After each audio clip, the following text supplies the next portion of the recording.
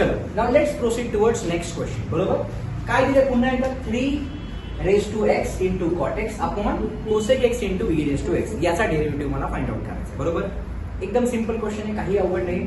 आधी जेवढं सिम्प्लिफाय करता येईल तेवढं सिम्प्लिफाय करायचं, मग u अपॉन v वापरायचा.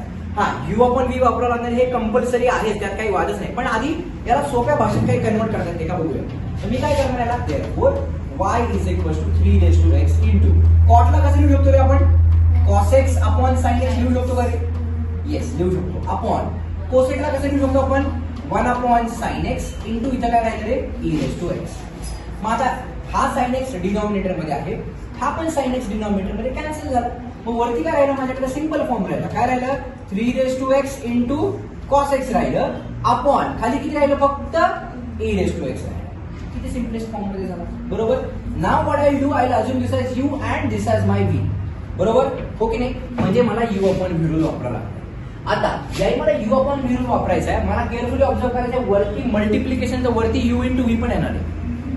म्हणजे कसं चेक करा. देअरफॉर काय करूयात आपण, differentiating with respect to x. आता बऱ्याच जणांनी ह्या क्वेश्चनला cot x चा डेरिव्हेटिव्ह घेतला असेल, cosec x चा डेरिव्हेटिव्ह घेतला असेल.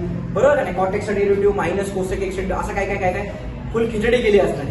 मुद्दाम त्यामुळे तसा क्वेश्चन दिला होता की तुम्ही हे चूक करणार हे आम्हाला माहित असतं. 99% मुलं, मी सांगतो ना 12च्या पोरींनी पण हेच केलं असणार. 99% हीच मेंटॅलिटी असते, cot cosec direct u upon v. पण आधी बघा ना, ट्रिग्नोमेट्री हा 10th स्टँडर्ड मधला चॅप्टर आहे, ज्याच्यामध्ये आपण हे ऑलरेडी शिकलेलो आहे. सिम्पलेस्ट फॉर्म झाला ना, I just try to solve. कसं करणार बघा, चेक करा. dy upon dx is equals to, काय रूल असतो रे आपला u अपॉन v चा, आधी असतो v, तो v लिहून घेणार into derivative of u. u काय आहे माझा बघा, 3 raised to x into cos x, ही पूर्ण टर्म माझी u आहे. बरोबर का नाही, v into derivative of u minus, आता काय रे u म्हणजे किती, 3 raised to x into cos x into derivative of v. बरोबर, इंटू डेरिव्हेटिव्ह ऑफ v. बरोबर आहे का रे, होल अपॉन v स्क्वेअर म्हणजे काय रे, e raised to x चा स्क्वेअर. बरोबर आहे इथपर्यंत हो की नाही. मग याला कसं सिम्प्लिफाय करणार चेक करा. Therefore this is dy upon dx is equals to e raised to x will remain as it is. Now I will put bracket. का, तर इथं मला u इंटू v रूल वापरावा लागतो. आता u इंटू v रूल काय असतो आपला बघा, चेक करा. It is u into derivative, आता हा झाला माझा u, हा झाला v. बरोबर आहे का नाही. So u into derivative of v किती आहे, मायनस साइन. बरोबर आहे का रे, u into derivative of v plus v म्हणजे किती, cos x into derivative of 3 raised to x. 3 raised to x म्हणजे किती, a raised to x म्हणजे 3 raised to x चा डेरिव्हेटिव्ह किती आला, 3 raised to x into log of a. a ची value किती माझी 3. बरोबर, येस. मायनस इथं काय राहिले चेक करा. This is 3 raised to x into cos of x into या e raised to x चा डेरिव्हेटिव्ह किती आला रे, e raised to x आला. बरोबर, होल अपॉन डिनॉमिनेटर मध्ये काय राहिले बघा, एक मिनिट, हा ब्रॅकेट इथे चालू केलं होतं, इथे संपलं, याच्या पुढचाच ब्रॅकेट होता. आपण इथे बघा, a raised to m raised to n, मी तुम्हाला सांगितलं काय असतो, a raised to m raised to n. याचा अर्थ काय असतो, a raised to mn, दोन्ही एकमेकांना मल्टिप्लाय होतात. म्हणजे इथे किती आलं, e raised to 2x अशी टर्म होती. मला काय करायचं कळतंय का. मग याच्यामध्ये काय सिम्प्लिफाय होते का बघूयात आपण. So dy upon dx is equals to, बरोबर इथे किती आहे चेक करा, या e raised to x ने आतमध्ये मल्टिप्लाय करा, तर हे बघा मायनस साइन आलं बाहेर. बरोबर, इथे काय राहिलं आपल्याकडं, e raised to x into 3 raised to x into sine x plus या e raised to x ने याला मल्टिप्लाय करा, म्हणजे काय आलं, e raised to x into 3 raised to x into cos of x into log of 3.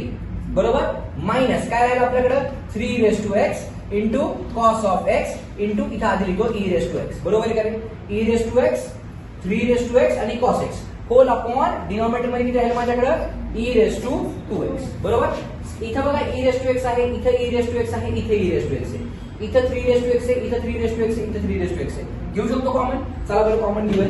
मग जर common घेतलं तर मला काय मिळेल, therefore dy upon dx is equals to e raised to x आणि 3 raised to x मी कॉमन घेतलं सगळ्यांमधून.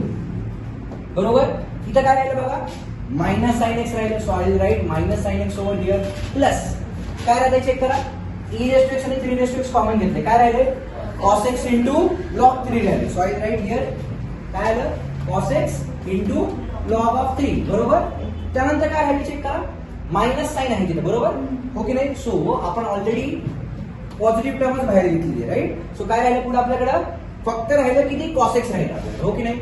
So we are remaining with cos x upon, आता चेक करा, e रेस टू x, बघा इथे चेक करा, e रेस टू 2x आले, बरोबर का नाही. याला मी समजा असं लिहायचं म्हणलं, समजा मी इथे फॉर्म्युला वापरलाच नाही, तर इथे कसं येईल बघा बरं, e रेस टू x चा ब्रॅकेट स्क्वेअर, हो की नाही.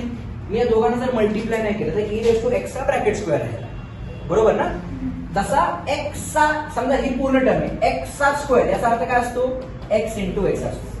तसा e रेस टू x चा स्क्वेअर म्हणजे काय, e raise to x into e raise to x, म्हणजे याला काय लिहू शकतो बघा बरं, चेक करा, e रेस टू x स्क्वेअरला e raise to x into e raise to x लिहू शकतो. सो इथला e रेस टू x आणि इथला e रेस टू x ला कॅन्सल, म्हणजे मला फायनल आन्सर काय मिळालं माहिती, काय मिळालं, dy upon dx is equals to 3 raise to x into bracket, हे काय मिळालं बघा, it is minus sine x minus, sorry plus किती आलं ते, cos of x into log of 3 minus पुढे काय मिळालं मला, cos of x whole upon denominator मध्ये किती राहिलं माझ्याकडे, e रेस टू x. मी या आन्सरला बॉक्स करणार आणि हे झालं माझं रिक्वायर्ड सोल्युशन. आता लक्षात घ्या, बऱ्याच जणांचा आन्सर यापेक्षा वेगळं आलेलं असणार आहे, बरोबर.